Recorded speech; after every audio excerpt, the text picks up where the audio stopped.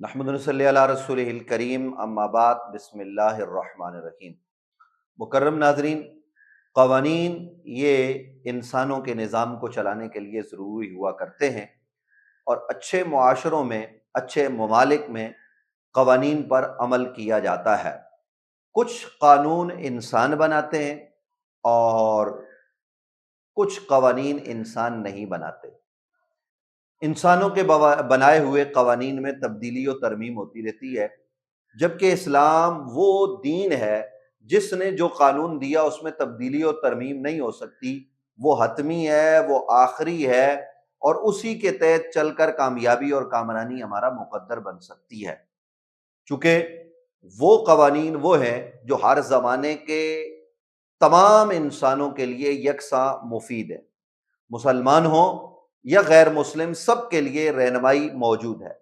لیکن آج اس جدید دور میں اگرچہ مسلمان کہنے کو تو یہ کہتے ہیں ہم قرآن کے مطابق، فرامین مصطفیٰ کے مطابق عمل کرتے ہیں، لیکن عملاً ایسا نہیں۔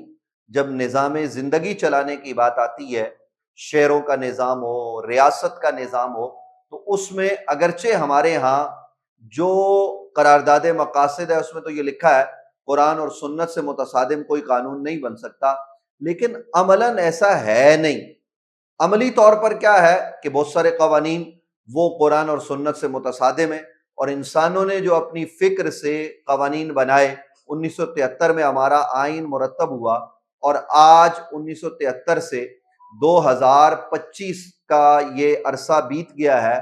اس عرصے میں 26 ترامیم ہو چکی ہیں، اور اب جو ہے وہ مزید ترامیم کی تیاری کی جا رہی ہے، کیونکہ یہ انسانی عقل کے ذریعے معرض وجود میں آئے، اور انسانی عقل ایک زمانے میں کچھ سوچتی ہے، اگلے زمانے میں کچھ غور کرتی ہے۔ تو اس لیے اولاً تو ہماری یہ استدعا ہے، یہ گزارش اور اپیل ہے کہ جو ارباب حل و عقد ہیں کہ وہ ملک میں فی الفور قرآن اور سنت کے قوانین کا نفاذ کریں، اور اس کے مطابق وہ نظام ریاست کو چلائیں، تاکہ ترامیم کرنے کی ضرورت ہی نہ پیش آئے۔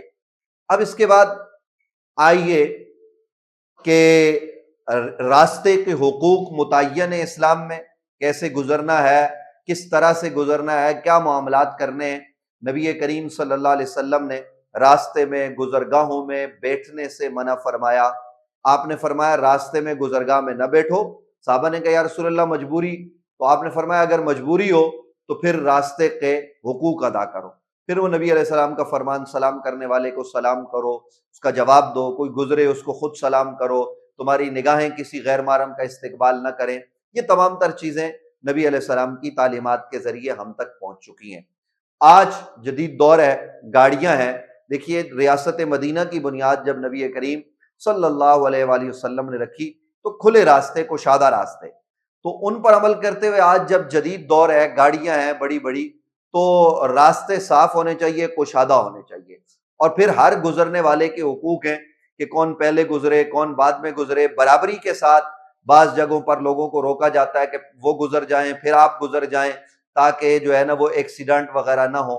یہ قوانین پوری دنیا میں رائج ہے، اور ٹریفک کا ایک نظام ہے جو ہمارے یہاں بھی ہے۔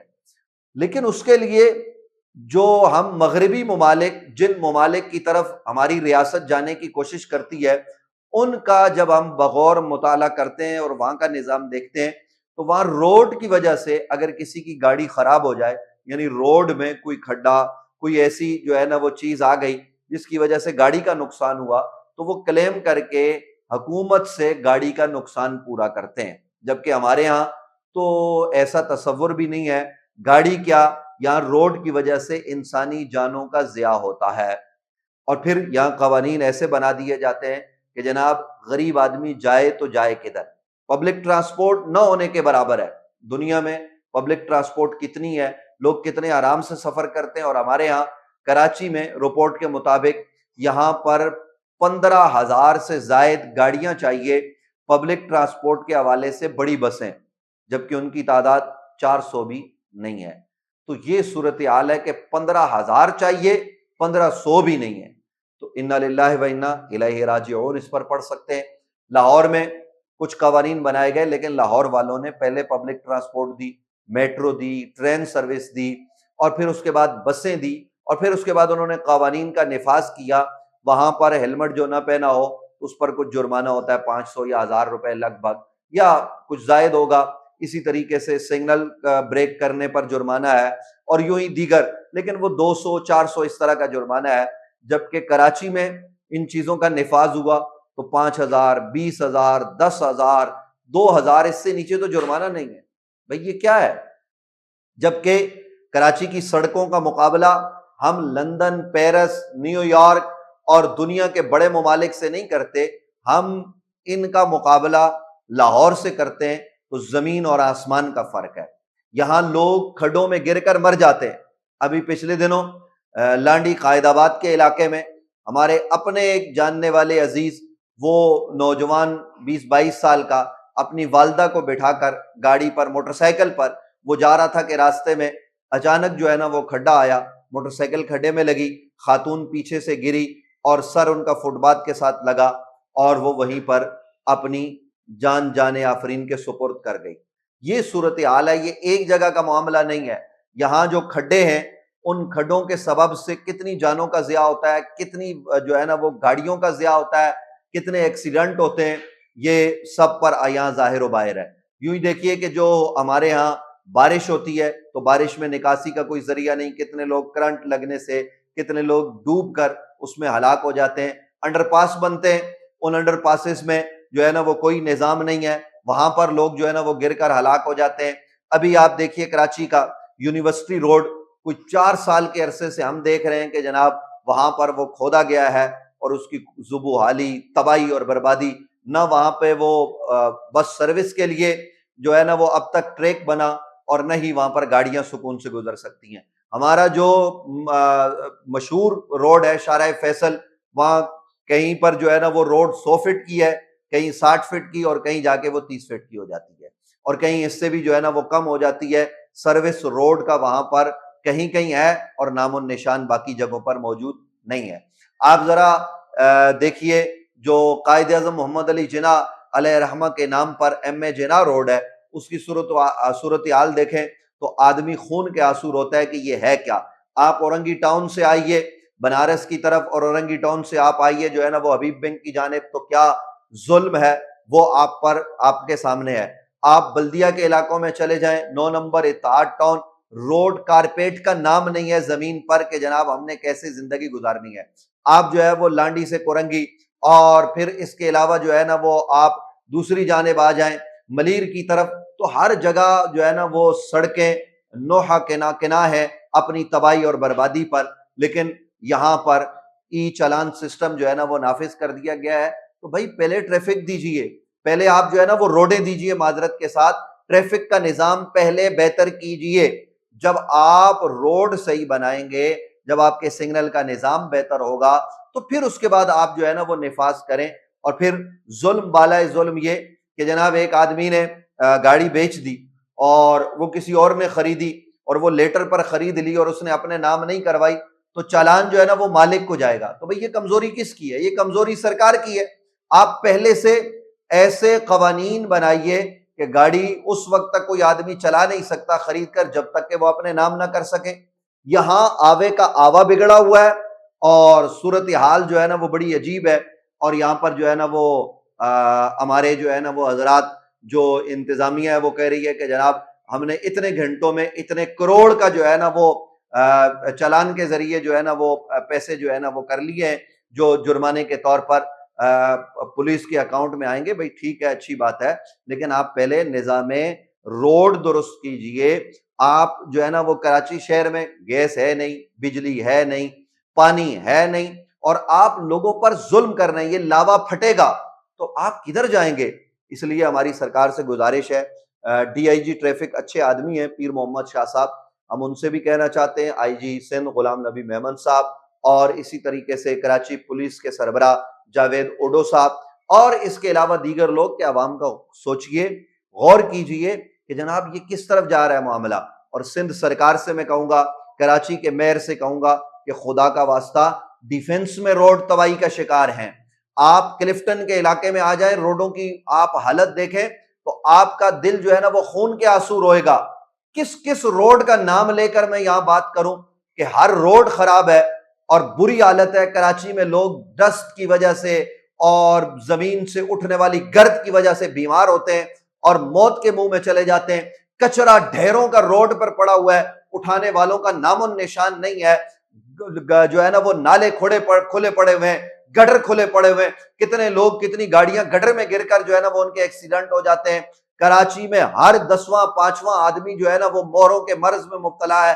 ہر دوسرا موٹر سائیکل چلانے والا اس مرض میں مبتلا ہے. وجہ کیا ہے کہ روڈ ٹھیک نہیں ہے. اب کراچی میں موٹر سائیکل ایک آسان ذریعہ ہے, غریب سے وہ بھی چھینا جا رہا ہے.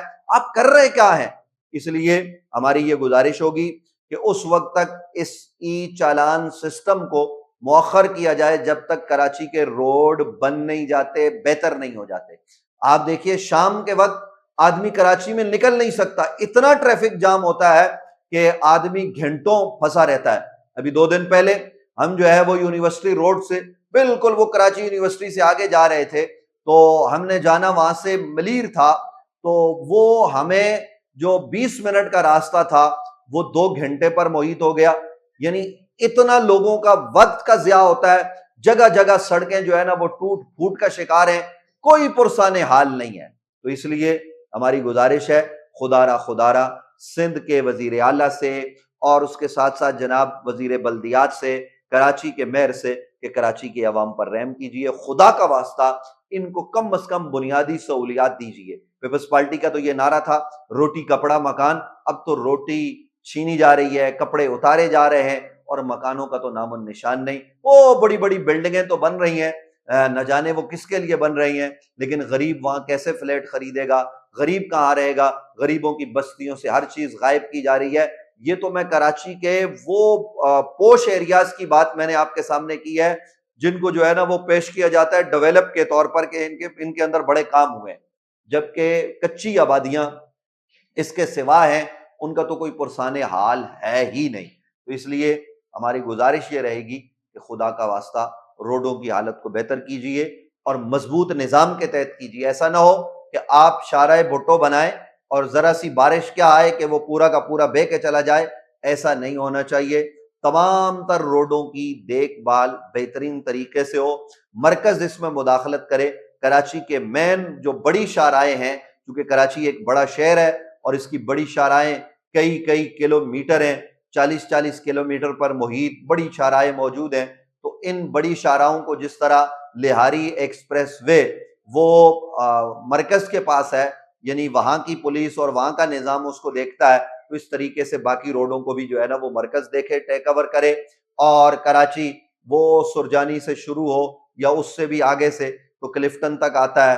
دوسری طرف وہ نادرن بائی پاس آپ ذرا دیکھیے, وہاں سے وہ نہ جانے دابے جی تک جو ہے نا وہ کراچی پھیل چکا ہے. ایک تو اس شہر کے نظام کو بہتر کرنے کی ضرورت ہے. ہماری ہاتھ جوڑ کر گزارش ہے اس سلسلے میں حکومت اپنا کردار ادا کرے, مرکز بھی, ہمارے یہاں پر جو کنٹونمنٹ بورڈز ہیں ان کا اپنا نظام ہے, کے ایم سی کا اپنا نظام ہے. یہ سارے لوگ سر جوڑ کر بیٹھتے کیوں نہیں؟ یہ سارے ادارے کراچی کی عوام کی ترقی کے لیے ایک ہوتے کیوں نہیں؟ ٹیکس لینے کے لیے عوام سے سب ایک ہو جاتے ہیں, جب عوام پر خرچ کرنے کی باری آتی ہے تو ایک کیوں نہیں ہوتے؟ اس حوالے سے ہماری بسط ادب گزارش ہے کہ خدا را عوام کی اس جو ہے نا وہ حالت زار پر رحم فرمائے اور غریبوں کا جینا مزید حرام نہ کریں. وہ آدمی جو پرانی سی موٹر سائیکل پر وہ سرجانی سے کمانے کے لیے یہاں ایم اے جنار روڈ پر اور یہاں پر جناب وہ گولڈن مارکیٹ میں آتا ہے, تو جوڑیا بازار میں آتا ہے اور واپس یہاں سے جاتا ہے, تو اس کی بائک پر اگر آپ 5,000 کا جرمانہ کر دیں گے غریب آدمی پر, تو وہ کہاں سے ادا کرے گا؟ کس طریقے سے ادا کرے گا؟ پھر وہ چوری کرے گا, پھر وہ پسٹل نکالے گا. یہ نظام آپ نے خود خراب کیا ہوا ہے. خدا را ہم ہاتھ جوڑ کر گزارش کر رہے ہیں کہ اس نظام کو بہتر کیجئے, پھر ٹیکس لیجئے تو پھر سمجھ بھی آئے گا. اب آپ دیکھیے اسلام آباد میں دیہاتوں میں چلے جائیں تو خوبصورت روڈ ہے, وہ بھی تو پاکستان ہی ہے نا. اور کراچی کبھی پاکستان کا دارالحکومت تھا, اب نہ جانے کس کی اس کو نظر لگ گئی کہ ہر طرف تباہی ہے, ہر طرف تباہی ہے. کراچی کا کوئی روڈ سلامت نہیں ہے. خدا کا واسطہ کراچی کا خیال کیجئے, یہ پورے پاکستان کو کما کے دیتا ہے. یہ لاوا جو لوگوں کے اندر پک رہا ہے, یہ کسی دن جب باہر آیا تو ایسی آگ لگے گی کہ پھر اس کو کوئی روک سکے گا نہیں. تو اس لیے قبل اس کے کہ اس طرح کی چنگاریاں شعلہ بنے، میں حکومت سے اپیل کر رہا ہوں، گزارش کر رہا ہوں کہ وہ اپنی منصبی، آئینی، قانونی ذمہ داریاں شہریوں کے حقوق کے باب میں فی الفور پوری کریں۔